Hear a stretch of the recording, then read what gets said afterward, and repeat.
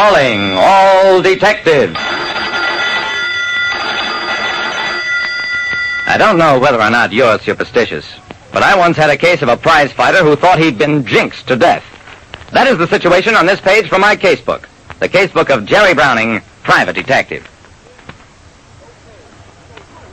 Believe me, Jerry Browning, private detective, it doesn't take much to turn a champ into a chump.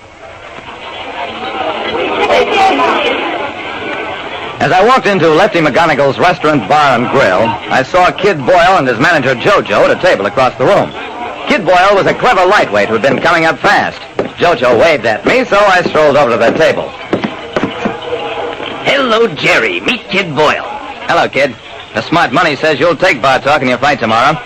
Sure wish I thought so, Jerry. Me, I just told Jojo I'm jinxed. Ain't got a chance. Jojo, his manager, laughed loudly. Jerry, this clown just broke a mirror, so right away he thinks he's through. I pulled out a chair, sat down.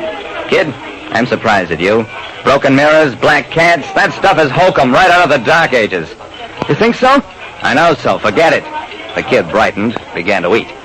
A minute later, he reached for the salt, spilled some, threw a pinch of it over his shoulder.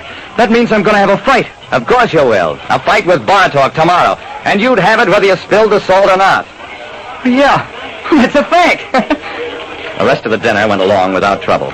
Then I took out cigarettes, passed them around. I lit a match. Jerry, not three on a match. That's the worst kind of bad luck. Oh, here we go again. Listen, kid, that superstition started several wars ago, when enemy sharpshooters could snipe at a soldier holding a match too long. Ever since, people have been knocking themselves out over it. Jerry, I think you could cure me of superstition if you'd work for me for a while. How about you dragging me up out of the Dark Ages? When Kid Boyle hired me to cure him of superstition, I discovered that what he really wanted was for me to bring him good luck.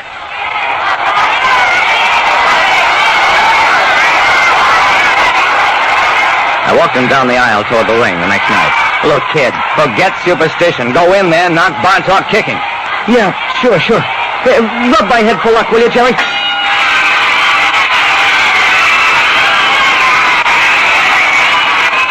The fight was short and snappy. In the first round, the kid caught bar talk in a neutral corner and hit bar talk with everything except the corner. The fight was over in less than a minute and a half.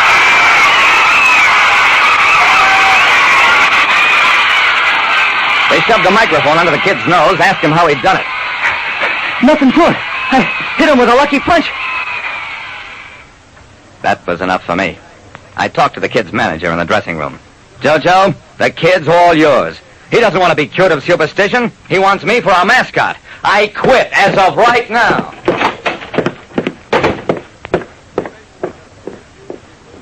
In the next 6 months, Kid Boyle shot up through the lightweight ranks with a succession of fast KOs. Then one day I got a panicky call from the kid.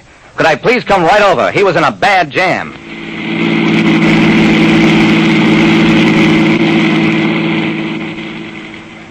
Jerry, maybe you think it's superstition, but I tell you, this is serious.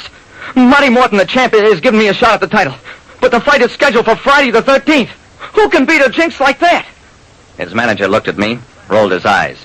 That ain't the waste of it, Jerry. You know the managers always cut for which one gets the best dressing room for his boy. So we cut. And you know what I cut? No, what? He cut the ace of spades, that's what. The ace of spades. It stands for death. Oh, Jerry, I'll be killed in this fight. I'm as good as dead. Well, I argued, pleaded, bullied. But, kid, you can't lose. The odds are all with you. The smart money is on you. Kid, you'll win and be the best lightweight champ in ring history. All I ask is one thing, Jerry. Will you come to my funeral? What can you do with a guy like that?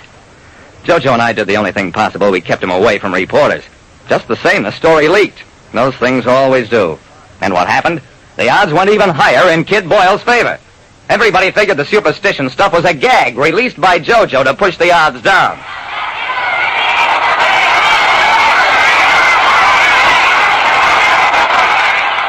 On the night of the fight, Friday the 13th, the big arena was a sellout. I had a ringside seat. I got your ticket right under my corner, Jerry. It's my farewell present to you. You're a good guy. Maybe you'll even be a pallbearer for me.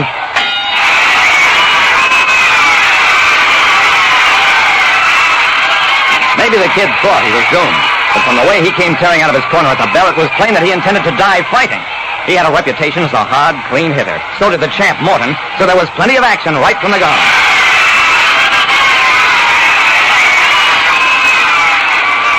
It was a kid's fight almost from the start.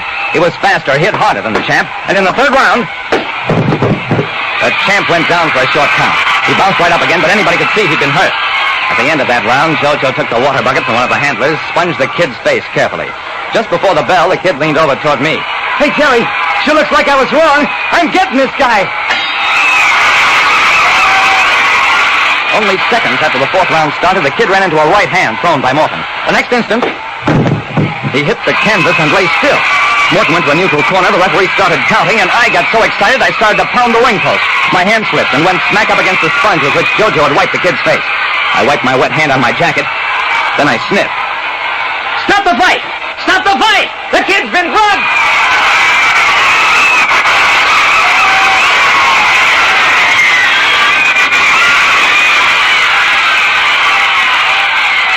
It was quite a riot while it lasted, but they stopped the fight because I had the evidence. The sponge had been saturated with a drug, and in front of thousands of witnesses, JoJo had swabbed his boy with sleepy sauce. It was an old story.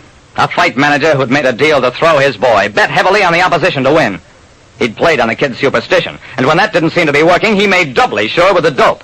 Please, give me another chance. I'll square myself. Give me a little time. So they gave him time. 5 years.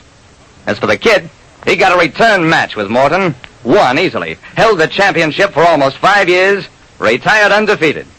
And as far as I know, was never superstitious again. Like I said, if you get the wishbone, you may think you're lucky. But I ask you to consider what happened to the chicken that had it in the first place.